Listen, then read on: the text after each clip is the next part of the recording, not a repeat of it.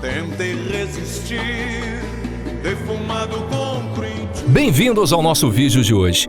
Aqui iremos te contar os segredos e as polêmicas envolvendo a maior rede de fast food do mundo, o Subway. Isso mesmo que você ouviu. Provavelmente você já deve ter pensado que a maior rede de fast food é o McDonald's, que de fato é uma das maiores, obtendo sem dúvidas o maior faturamento de todos. No entanto, o Subway tem o maior número de franqueados, possuindo hoje 37 mil restaurantes em 110 países. Mas voltando ao assunto, no vídeo de hoje iremos contar a história do Subway, desde a criação por um garoto de 17 anos em uma pequena loja, sua expansão para milhares de locais em todo o planeta e sua brutal queda nos dias de hoje. O restaurante enganou pessoas com a ideia de seus sanduíches serem saudáveis e feitos com comida fresca. O Subway possui diversos escândalos corporativos, envolvendo mentiras e processos judiciais super sérios que mancharam a imagem da marca. Essa é a história do Subway e de todas as suas controvérsias.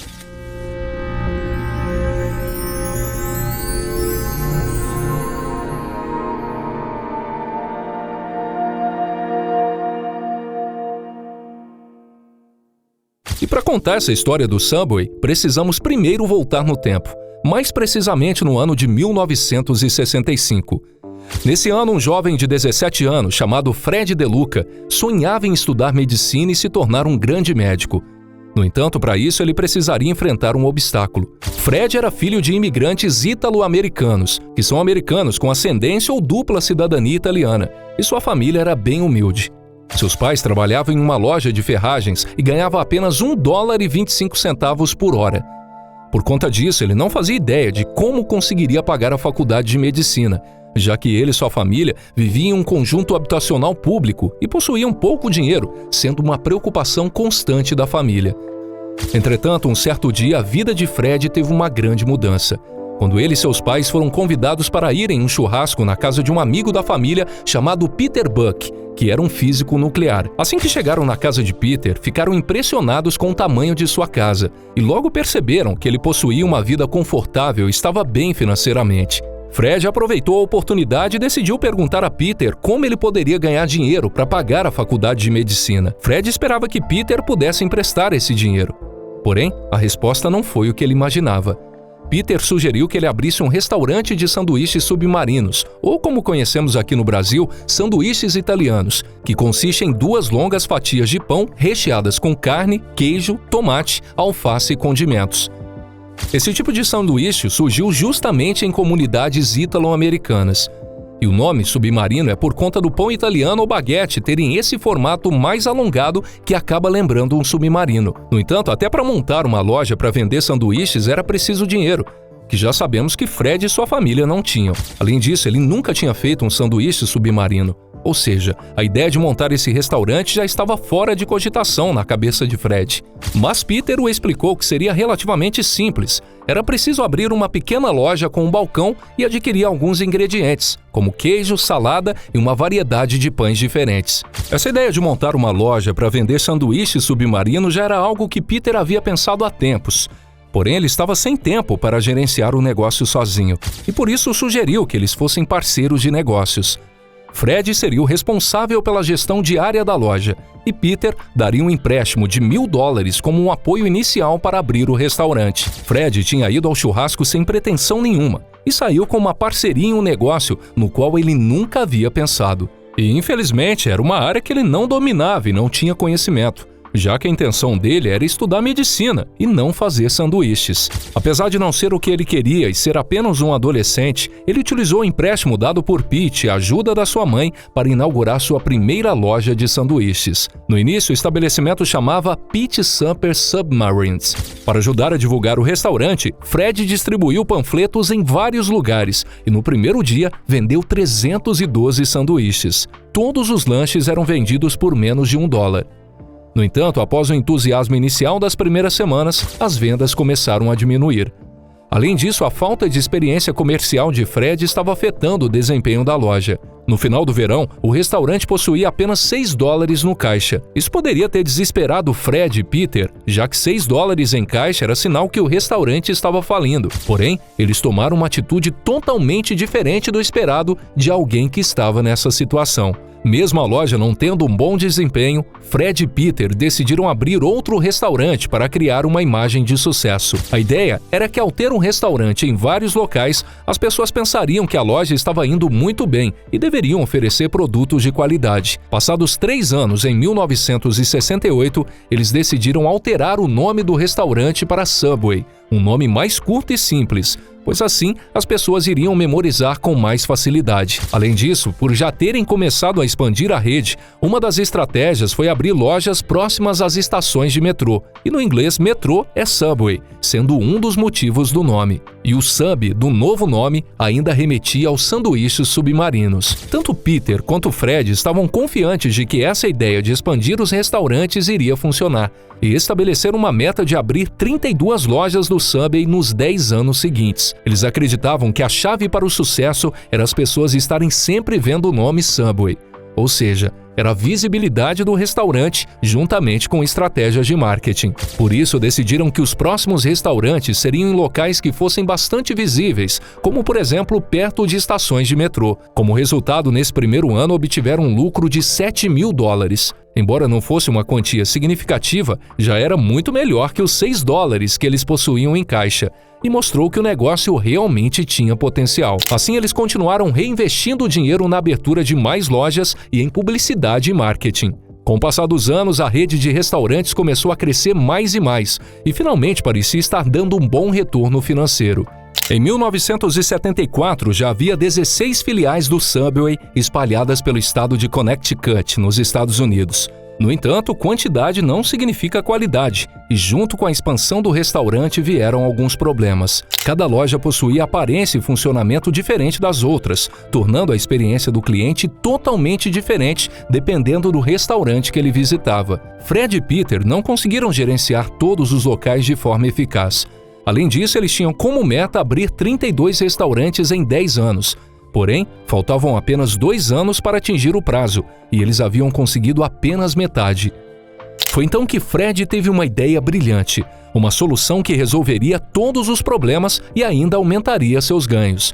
E foi essa ideia que transformou o Subway na maior rede de fast food do mundo.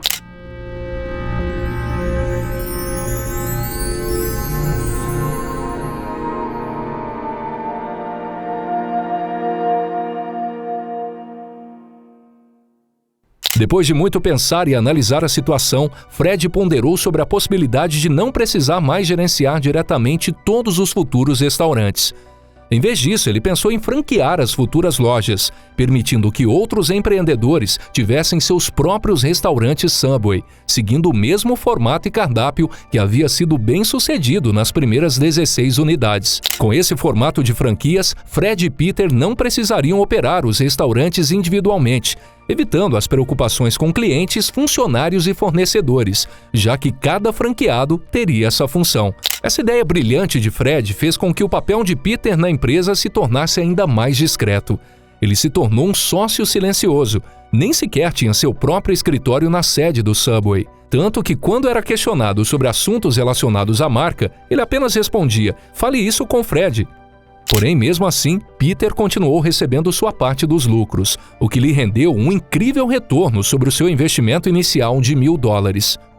No mesmo ano em que decidiram franquear o Subway, em 1974, eles conseguiram conquistar 15 franqueados, o que é um bom número no primeiro ano de franquias e por ser um restaurante relativamente novo. Após alguns anos, em 1981, eles já haviam se expandido a nível nacional, por todo o território americano. Eles inauguraram 200 lojas nos Estados Unidos e no ano seguinte mais 100, totalizando 300 lojas.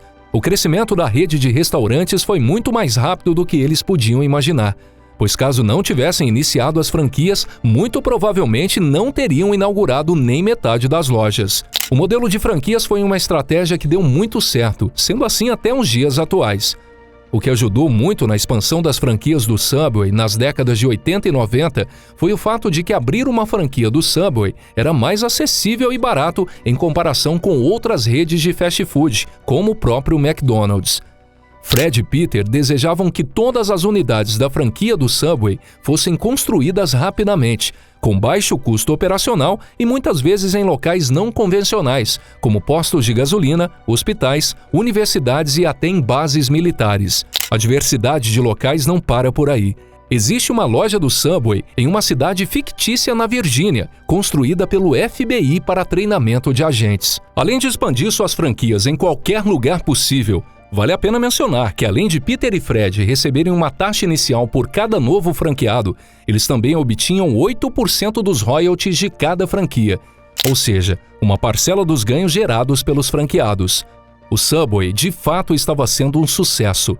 Fred chegava a receber cheques semanais de 7 milhões de dólares, referentes aos royalties de todas as unidades do Subway. No entanto, apesar desse modelo de franquia ser extremamente lucrativo para seus fundadores, nem sempre era vantajoso para os franqueados que gerenciavam as unidades do Subway, já que muitos não conseguiam obter um bom lucro apesar de todo o trabalho.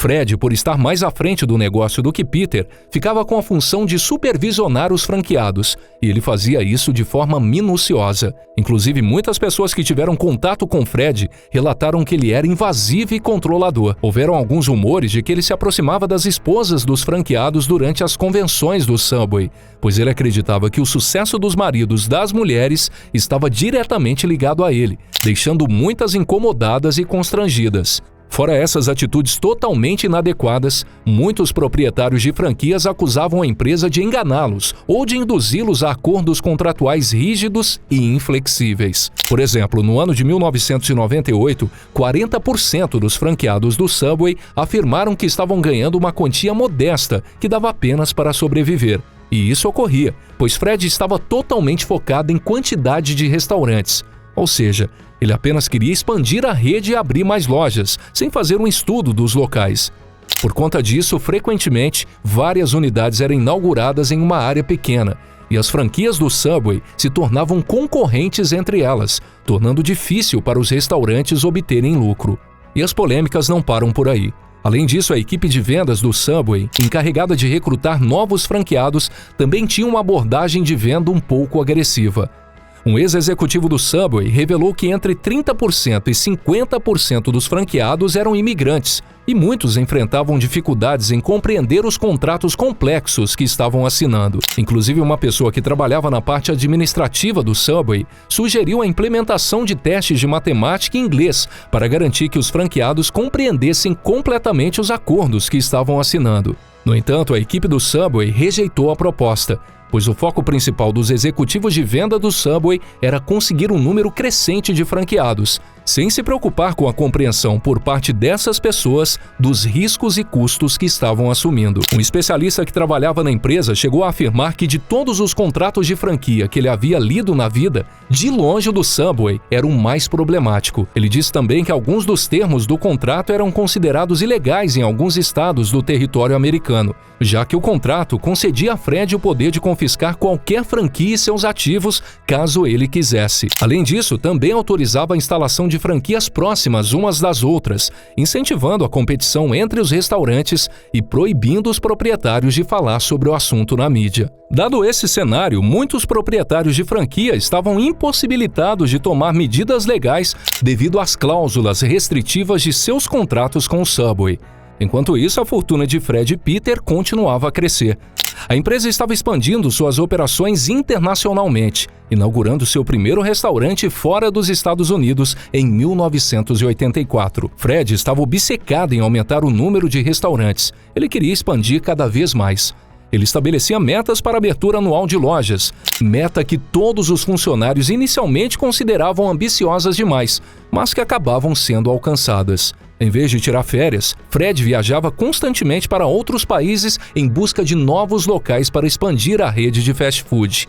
Apesar de alguns franqueados insatisfeitos, o plano de expansão global do Subway continuava a todo vapor. Para consolidar sua reputação e impulsionar ainda mais as vendas, a empresa lançou uma das maiores promoções da história do fast food. Entretanto, essa mesma promoção acabaria resultando em um escândalo de proporções gigantescas.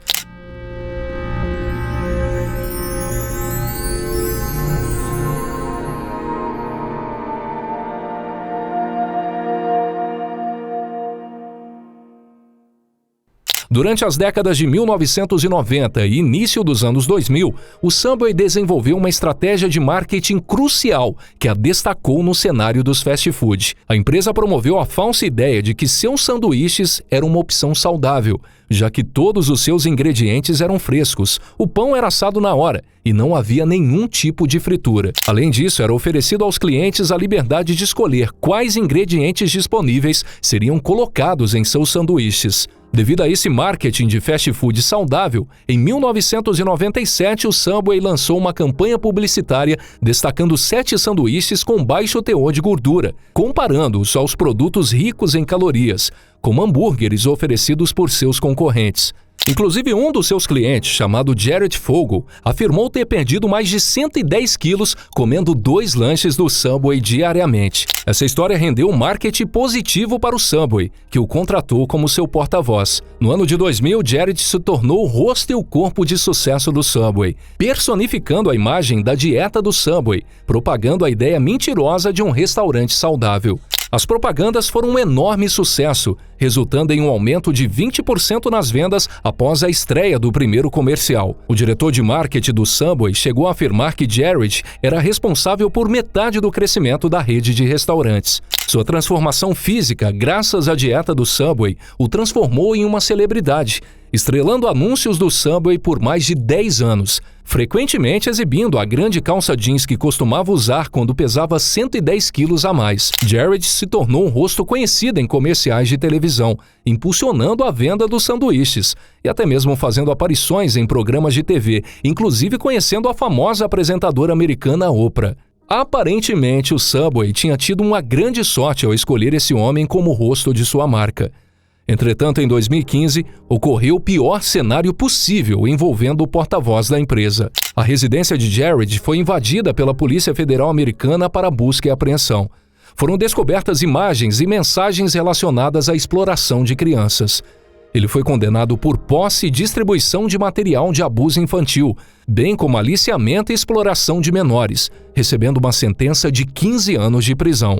A empresa rapidamente cortou todos os laços com Jared e negou qualquer conhecimento prévio sobre o assunto. Inicialmente, muitos acreditaram na falta de conhecimento do Subway sobre os crimes cometidos por Jared. A associação do rosto de uma pessoa que cometeu atos horríveis era um pesadelo para a marca. No entanto, uma investigação mais profunda feita pelo FBI revelou que a ex-esposa de Jared havia processado o Subway, alegando que a empresa estava ciente do interesse sexual de Jared por crianças e adolescentes, mas optou por não tomar medidas judiciais por conta do lucro significativo gerado pelos anúncios em que ele estava. Tempos depois, o Subway admitiu que recebeu reclamações do comportamento estranho de Jared, mas que na época não tratou com a devida seriedade. Em 2017, o processo da ex-esposa contra o Subway acabou sendo arquivado pela justiça americana. E as polêmicas envolvendo o Subway ainda não acabaram. As alegações do fast food relacionadas à saúde também foram alvos de intensas críticas.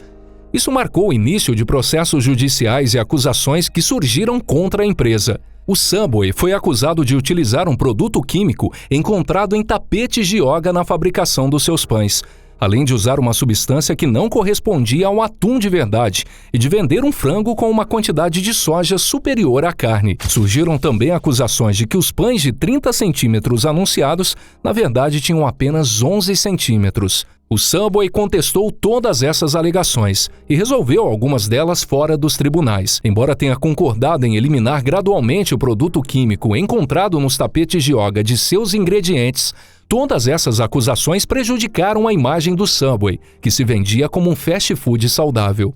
Além disso, outras acusações surgiram que comprovaram que o Subway não era tão saudável como ele dizia. Foi descoberto que os pães do restaurante continham 5 vezes mais açúcar do que um pão normal.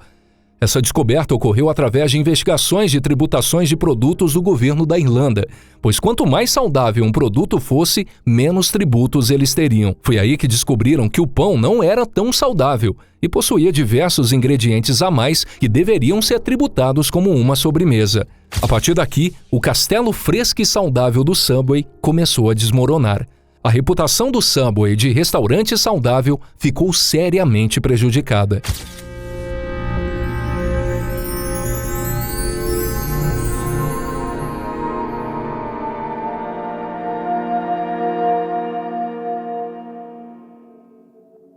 Em 2015, durante todas essas polêmicas, Fred acabou falecendo de leucemia.